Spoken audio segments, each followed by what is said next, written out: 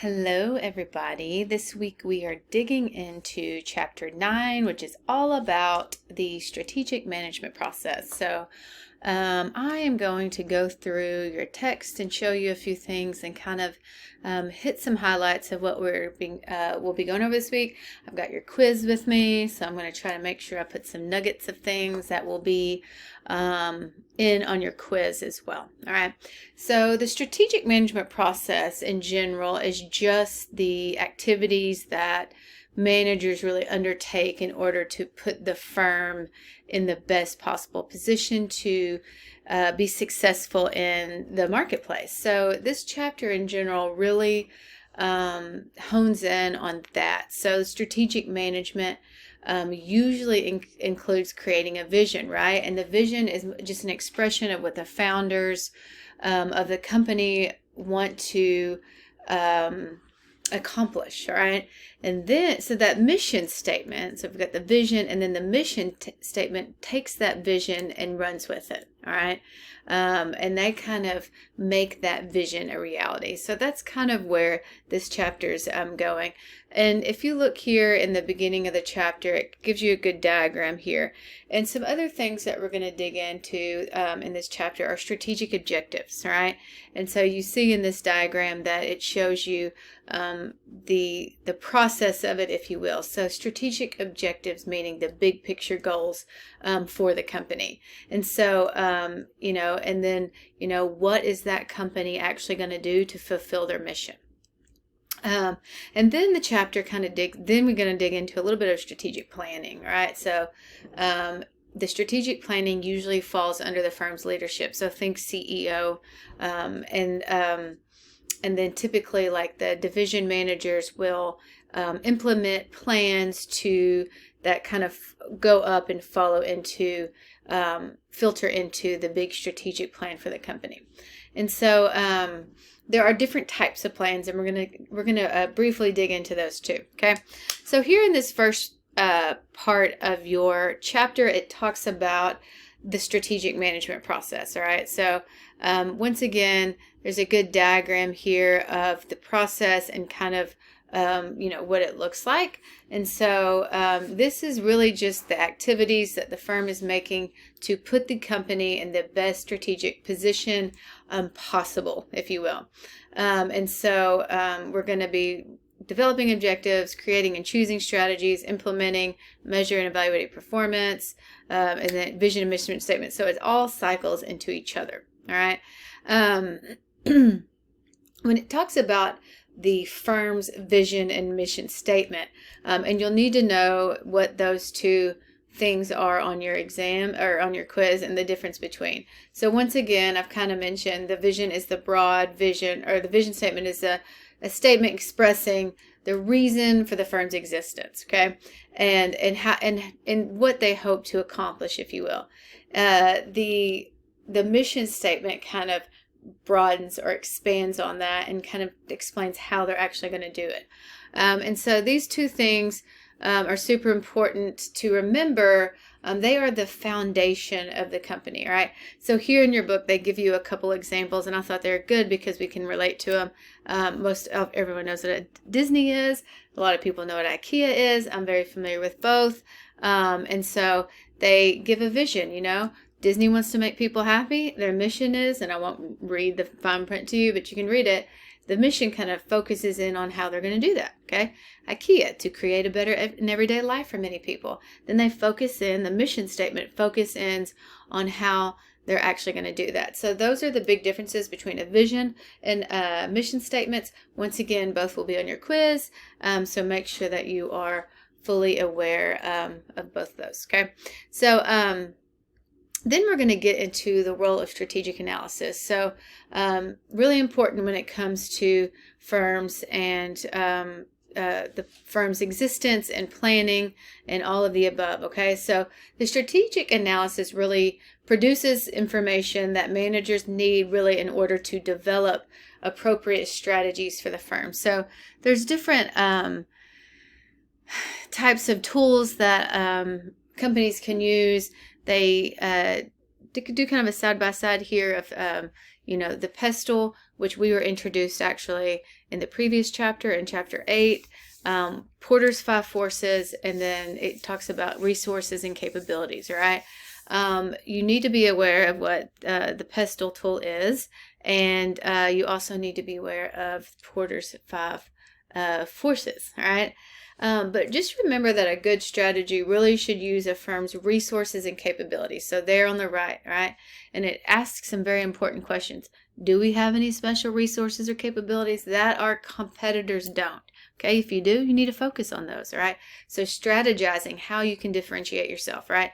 Do we need any resources or capabilities in order to compete with any firms in this industry? So are we lacking something or some things that are keeping us from being able to compete on an even playing level? So these are all things that are really important to keep in mind when you are looking at the strategic analysis and the formulation of that. All right. We're going to jump down to strategic objectives. All right. So this goes a little bit more in depth. So once again, as I mentioned a little bit earlier, strategic objectives are the big picture goals for the company. Okay. So what is the company actually trying to do to fulfill their mission? All right. And they give you some examples here. So, they're trying to launch a new product, increase profitability, grow market share, etc. What are they actually trying to do? Okay. So they give you a little diagram here. And here they are talking about Disney again. Once again, it's great because a lot of us can relate to it. But why do we exist? Once again, their vision is to make people happy. How do we do that? They offer quality and entertainment. That is their mission. What will we do? So their objective here, and it says release 3 movies a year, right? And so that is kind of their plan to fulfill that mission, if you will, or to meet that mission, if you will. All right. So there are some different strategies, and it talks about different levels of strategies here in your book in order to be able to do that. All right. So the first one they talk about is the business level strategy. So we have business level strategies and we have corporate level strategies. All right. So business level strategies are and I'll scroll down just a little bit. Business level strategies are concerned with more positioning a single company or a business unit or a single product, if you will, or product line. All right. So you're focusing on typically cost differentiation when it comes to these products, and I had a thought and it left me, and I'll come back to that as well. So business level strategies typically are focused more on a smaller level, right? So then you have your corporate strategy, right? So this is concerned with the management and direction of typically a multi-business corporation, right? So these are larger firms, right? So Disney would fall under this one for sure. And so they make decisions about their businesses, industries, and really they operate so they can improve their overall performance. And all of these will be on your exams or on your quiz. So you need to know what the business level strategy is. You need to know what the corporate level strategies are. Remember, business level being more of a framework to organize your activities. And all of these are developed by top level managers, CEOs, whatever. But these are typically smaller business, more of a single product or range of products. And then corporation, think bigger companies, larger decisions about growing, etc. So that goes in there, once again, made by those top level managers. All right. If you look here, and I'm not going to spend a whole lot of time on this, but it talks about the BCG matrix, all right? And this is really just to a business can use this to evaluate if they have a portfolio of businesses, all right? And really use corporate actions like acquisitions to make significant changes to their company. So a lot of larger businesses have made acquisitions. I've mentioned some in class previously, Starbucks. If you've ever heard of Tezos, that's an acquisition. That Starbucks acquired Tezos. They've acquired Teavana. They acquired Seattle's Best Coffee. So if you are familiar with any of those brands, Ethos Waters, when you go to Starbucks, a lot of their water bottles they offer, those big tall ones, they say Ethos Waters. So those are acquisitions made by Starbucks. They acquired all those companies, but it was a way for them to grow their business. So it was all part of their plan. All right. I'm going to jump down here to the planning the firm's actions really to implement strategies. Okay. So there's a lot kind of that goes into it, and your book gives you a good example here, but it talks about, how and why do managers plan? So why do we plan? All right. So typically managers plan in order to decide what actions the firm will actually perform in order to achieve a goal. I think you've all heard that saying, if you fail to plan, you plan to fail. And so it is kind of cliche sounding, but it is really true. All right. So we all have to have a plan. I'm a very type A planner. I like to plan. I plan everything. I plan trips. I like to plan my day. I've always got to-do lists and marking things off. Just how I am. Some people are like that. Some people are the opposite. But it's very important for companies to plan. Otherwise, they won't be able to plan goals to meet, and they will not be successful. Okay. So there are different levels of planning. I'm going to scroll down a little bit. There's different levels of planning. Typically, one based on time more so, another based on detail. So there's different types and levels of planning happening. So in your book, it talks about strategic planning. Did I skip over that part in your book? Or have I just not, am I jumping ahead of myself? Scale of planning. Okay, yeah, I jumped ahead of myself, and I'll scroll back. But strategic planning, so there's three main levels. There's strategic, tactical, and operational. Strategic is going to be plans made by your higher level management. So once again, think like CEO and that level. Your tactical planning or your mid-level planning is going to be more of decisions or plans made by the middle type managers, if you will. So it could be department heads or anything like that. And it gives you an example in your book of Walmart, and it talks about their division managers would fall under that tactical planning. And then you have your operational planning. And back in the day, if you're looking at an old school textbook, they called that like a first line or front line manager. And so it gives you an example of a McDonald's restaurant manager being more of the operational planner there. So more of those frontline planners. If you're thinking construction, think of your foreman. Okay, so they would be more of those people doing that operational planning there. And I'm going to just scroll right back up because I skipped right over it. And it talks about right here, this will be on your quiz, so I wanted to bring it up real quick. The SMART framework. Okay, so this is really a great tool to keep in mind. And I have y'all do goal setting assignment, but it's very important and very smart when you're thinking about, that's what they call SMART goals, but the acronym meaning SMART: measurable, achievable, relevant, and time bound. We can use this in our everyday lives, and so I highly encourage you to be aware of this, especially if you are making those bigger plans, if you will, or setting those big goals. Okay, scrolling back down through the strategic or the different levels of planning. Once again, those will be on your exam, so make sure that you are familiar with the strategic, the tactical, and operational planning. Gonna scroll on down. Let's jump to section 9.6 here, where it talks about measuring and evaluating strategic performance. Okay. And so, if you go back to the SMART framework, M being measuring, there's different ways that you can actually measure performance. They give you a good diagram here that talk about the different actions that support it. So I won't read everything on it, but I thought it was really good to point out. You see the plans here. So are you trying to differentiate your products? Are you trying, and so it gives that strategic plan there.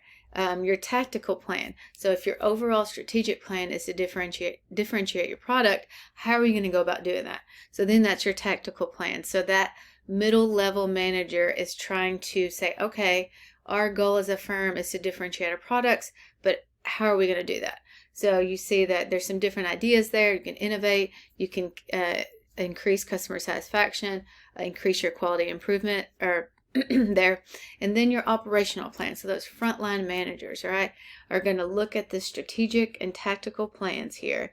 All right, we need to differentiate our products, and we're going to do this by innovation. So what can we do on this operational level to meet those goals? We're going to hire 3 engineers to develop new products. Okay, so that just kind of gives you an example. And then how do we figure out if that's successful? Then you look in that evaluation part of the performance. You know, did you produce did you produce those 3 different new products, right? And it gives you examples for each one there. So I thought that was a really good diagram. Kind of spells it out by giving you examples that makes it a little bit easier to comprehend, if you will. All right.